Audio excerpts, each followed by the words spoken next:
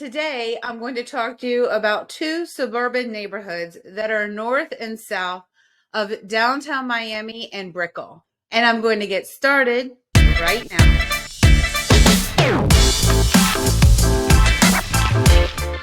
Hey everyone, my name is Jamey Prezzi. I'm a real estate agent in Miami-Dade and Broward counties. And today I'm going to talk to you about two suburbs that are north and south of downtown Miami and Brickell.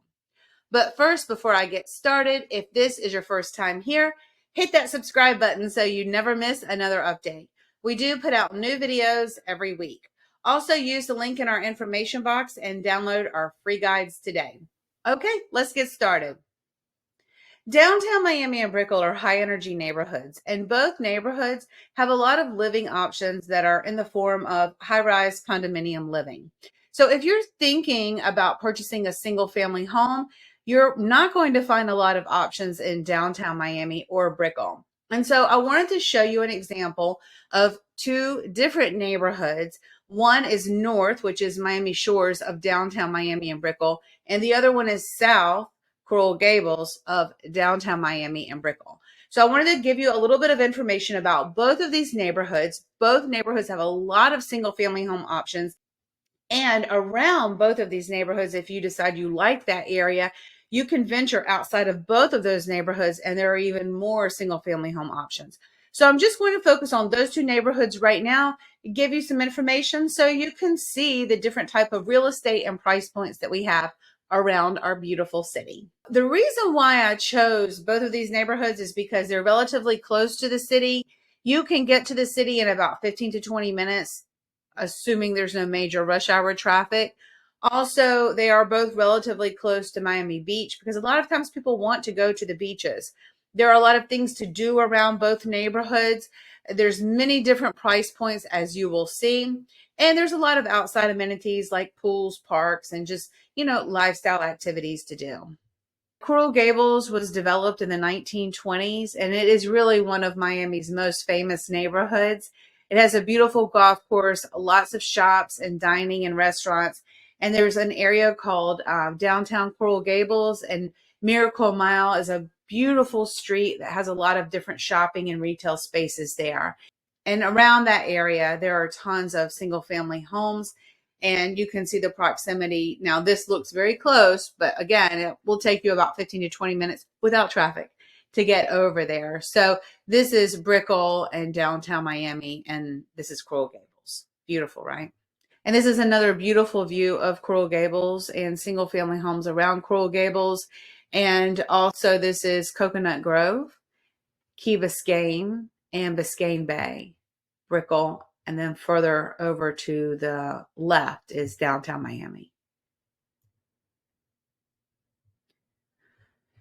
Now, I'm going to preface this with saying that it looks like it's going up, and it may continue to go up in terms of inventory coming on the market, which is a good thing because we definitely need more inventory because the inventory clearly has been very low in a deep seller's market. But I have seen many neighborhoods, as you will see in Miami Shores, where it looked like the inventory was going up, but then the next month when the numbers posted, it went down again. So don't just assume, as I always say in real estate, we do not have a crystal ball. If it's the right time to buy for you, it's the right time to buy. The months of inventory based on closed sales from August, and this data is always a little bit delayed because this service likes to wait for all the data to close out and then they'll post it. It's 4.7 months, which is a balanced market. However, you can see since last June, it's been in a fairly deep seller's market. So if you were a buyer and you were trying to buy in this area, it's probably been very frustrating. I always like to show this number because the headlines can always get people. It says the inventory is up 121% compared to last year.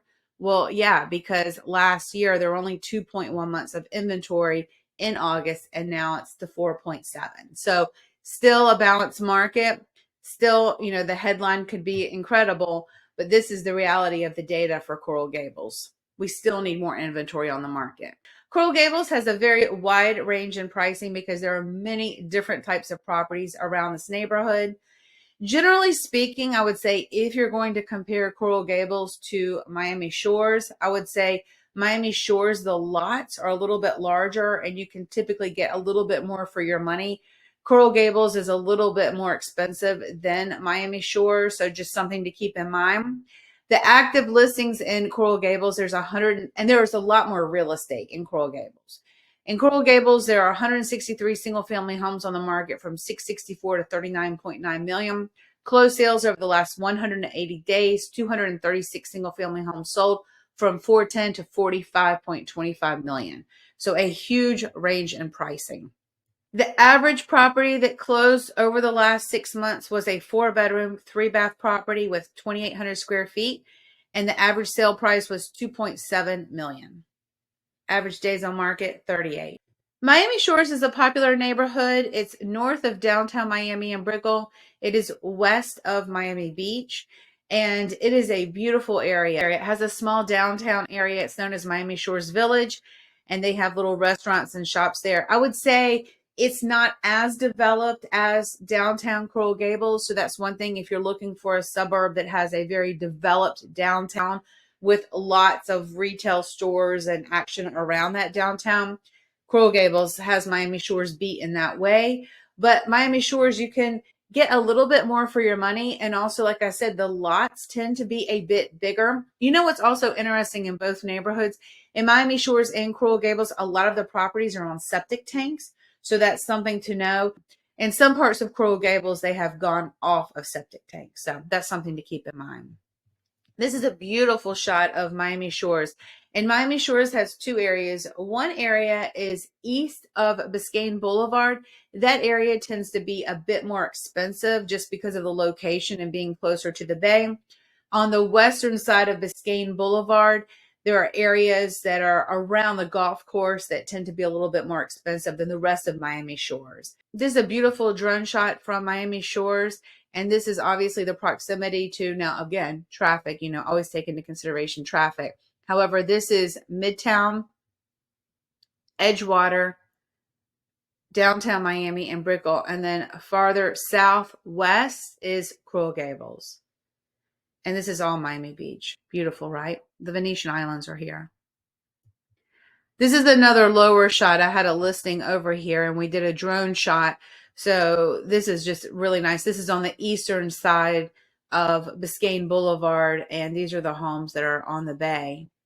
And these are non-waterfront properties, but they're still incredible. So this was my point. Watch this. So Miami Shores has been in a very deep seller's market for a while.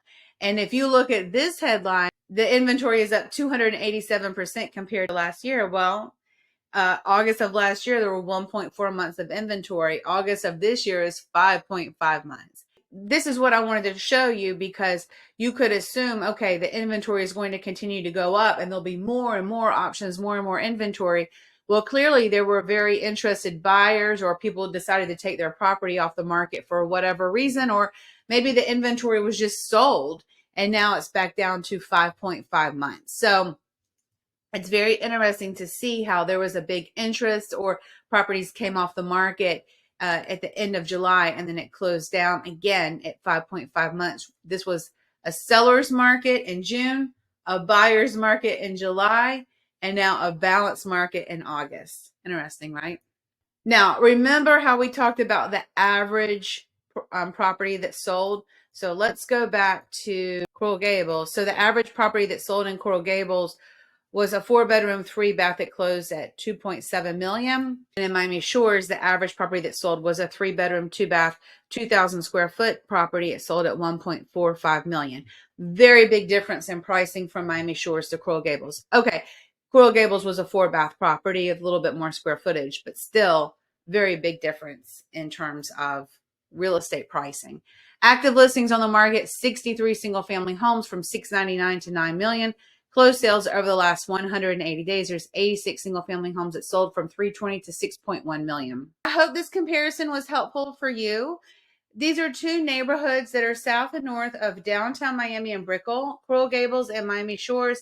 They have a lot of single-family home options. They do have some condominiums as well, but mostly single-family homes in both neighborhoods. If you have more questions about buying real estate in our area, we're always here to be a resource for you, and we will see you soon.